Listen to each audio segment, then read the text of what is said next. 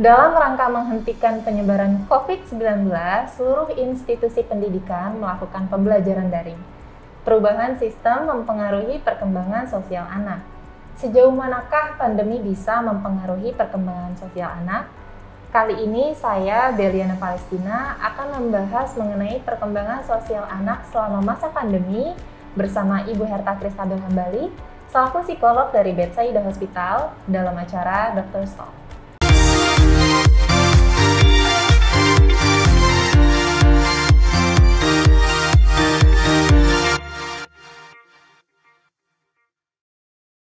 Halo Ibu Herta, selamat pagi. Selamat pagi Bella.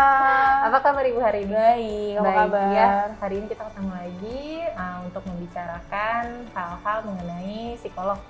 Nah, kita kan lagi ada di masa pandemi nih Bu. Terus anak sekolah banyak yang sekolahnya mungkin lewat online, daring, dan segala macam.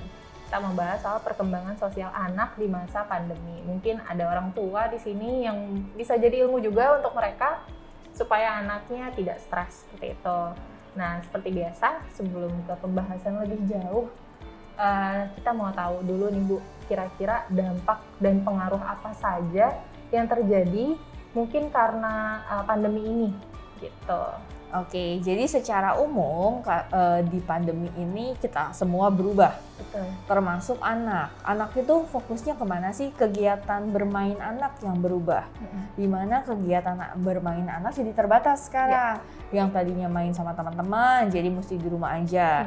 Yang tadinya mesti ke sekolah, explore segala macam dengan banyak permainan fisik dan maupun kognitif jadi terbatas. Kira-kira permainan-permainan apa sih yang ada di rumah? Jadi kita berpikirnya adalah kalau anak, bagaimana permainannya itu, aktivitas bermainnya itu justru jadi terbatas saat pandemi ini. Jadi banyak aktivitas yang mungkin dulu sebelum pandemi bisa dilakukan lebih banyak dan lebih bebas, sekarang jadi lebih terbatas gitu ya Bu? Betul. Dan apalagi kalau ngomongin anak, pertumbuhannya itu kan sangat terpengaruhi sama orang dewasa.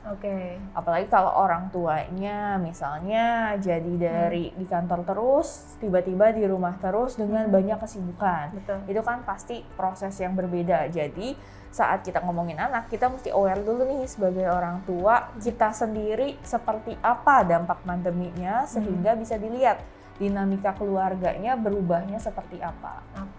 Jadi dibantu, dipantau juga oleh keluarga dan orang tua ya? Betul. Lalu apakah ada dampak gangguan psikologis pada anak di masa pandemi ini Bu? Nah jadi menurut penelitian memang meningkatkan resiko perilaku bermasalah ngomongin sosialisasi dan ngomongin aspek bahasa. Misalnya selective mutism, di mana anak memilih-milih hanya pada orang tertentu dia mau berbicara. Terus speech delay karena kurangnya stimulasi buat berbahasa dan berbicara. Terus social interaction deficit, di mana kekurangan interaksi sosial dan banyak lainnya. Jadi sebenarnya ngomongin perkembangan bahasanya nih dan perkembangan sosialnya nih yang anak-anak mungkin akhirnya sekarang sangat berkurang. Jadi karena lebih seringnya di rumah jadi jarang ketemu orang, interaksi pun jadi sedikit ya, maksudnya jadi lebih terbatas dengan orang lain. Kemudian pendapat Ibu sendiri, sekarang kan kita udah mulai blended learning kan, sebelumnya mungkin full online, kalau sekarang kita udah mulai ada yang tatap muka. Betul. Itu pendapat Ibu bagaimana? Nah sebenarnya blended learning ini berusaha menjawab kebutuhan-kebutuhan anak ini kira-kira difasilitasi namun terbatas di saat pandemi ini. Blended learning bisa menjadi salah satu jawaban. Nah, blended learning kira-kira cocok nggak ya buat anak saya? Mungkin kita perlu refleksi di mana blended learning yang dilakukan sekolah seperti apa? Karena tiap sekolah beda dengan jenjang yang berbeda. Nah, disesuaikan juga kira-kira untuk kondisi keluarga itu kira-kira sesuai nggak ya? Terus anaknya udah bisa belum ya mengikuti blended learning sesuai dengan aturan sekolah. Jadi sebenarnya blended learning bagus-bagus karena menjawab kebutuhan sosial yang tadi. Tapi perlu disesuaikan dengan kondisi keluarga dan kondisi anaknya masing-masing. Jadi tadi itu kita membahas soal keterbatasan ya, karena masa pandemi ini proses interaksi anak, kemudian perkembangan mereka jadi terbatas karena mungkin tidak bertemu banyak orang seperti sebelum pandemi. Nah, untuk menyiasati itu, Bu, ada nggak ya cara kita untuk menstimulasi perkembangan anak selama masa pandemi? Nah, untuk mensiasati perkembangan anak nih, kira-kira saat pandemi dengan semuanya terbatas, gimana sih caranya manfaatkan apa yang ada? Contohnya, justru untuk anak-anak di bawah 3 tahun atau batita gitu, yang penting orang tuanya tenang dan memberikan waktu untuk menstimulasi. Stimulasi bahasa, bermain sama-sama, itu akan membantu buat anak-anak menstimulasi bahasanya. Yang kedua pasti gunakan interaksi yang ada di rumah. Misalnya di rumah ada ayah ibunya, yang apa interaksi sama ayah ibunya, atau mungkin ada caregiver atau pembantunya atau asisten rumah tangga, silahkan aja, atau ada susternya. Jadi itu meningkatkan stimulasi bahasanya, nggak cuma sama ayah ibu, tapi mungkin ada kakek nenek, ada misalnya mbaknya, ada asisten rumah tangga, atau misalnya ada neneknya dan kakeknya, nggak apa-apa. Jadi explore aja yang ada di rumah. Bisa juga bermain permainan pura-pura, pretend play. Maksudnya kayak gimana sih? Misalnya, yuk pura-pura kalau misalkan kamu jadi teman, terus mama jadi teman kamu gimana? Atau mama jadi ibu guru di sekolah gimana tuh? Menyapanya, ngobrolnya, berbagi mainan. Kalaupun nggak bisa pakai boneka. Coba kalau misalnya ada orang datang baru, gimana? Terus atau misalnya kalau misalnya kita lagi main sama-sama, gimana sih berbaginya, kan beruangnya juga mau ikutan atau gajahnya juga mau ikutan main. Jadi bisa loh dengan permainan pura-pura seperti tadi, itu akan lebih dekat buat anak. Dan bisa juga kalau malam dibacakan dongeng tentang kehidupan sehari-hari.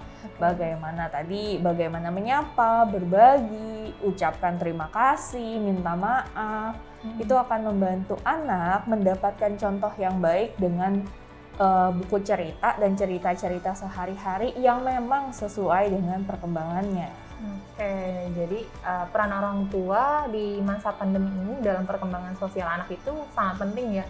Tidak hanya jadi orang tua, harus bisa jadi guru, bahkan bisa jadi teman untuk anak itu. Betul banget. Jadi untuk orang tua justru dituntut memang lebih, tapi kita pun tidak perlu takut gitu. Jadikan ini waktu yang berkualitas bersama anak. Betul.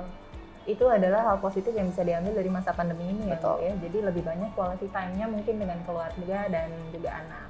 Nah, sebelum kita tutup, Ibu mungkin ada yang ingin disampaikan untuk sahabat Betsaida soal perkembangan sosial anak di masa pandemi. Oke, jadi kalau dari klien-klien saya banyak banget menemukan orang tua yang khawatir dan cemas terhadap perkembangan anak. Tapi mungkin mesti kita sadari, kita nggak sendiri loh, bukan anak kita saja loh yang mengalami pandemi ini, tapi seluruh dunia. Jadi pahami, kita mengalami ini itu bukan sendiri, tapi kita bersama-sama. Sehingga kita tidak perlu membandingkan anak kita dengan anak orang lain, tapi fokus ke perkembangan anak kita selama pandemi ini dan lakukan yang terbaik yang bisa kita lakukan. Nah, demikian tadi penjelasan Ibu Herta Kristabel Hambali selaku psikolog dari Betsaida Hospital mengenai perkembangan sosial anak selama masa pandemi. Untuk kalian yang punya pertanyaan seputar dunia psikolog dan kesehatan, bisa tuliskan pertanyaan, saran, dan masukannya melalui kolom komentar ya. Jangan lupa like dan subscribe juga YouTube channel Betsaida Hospital. Salam sehat, Betsaida bersamamu.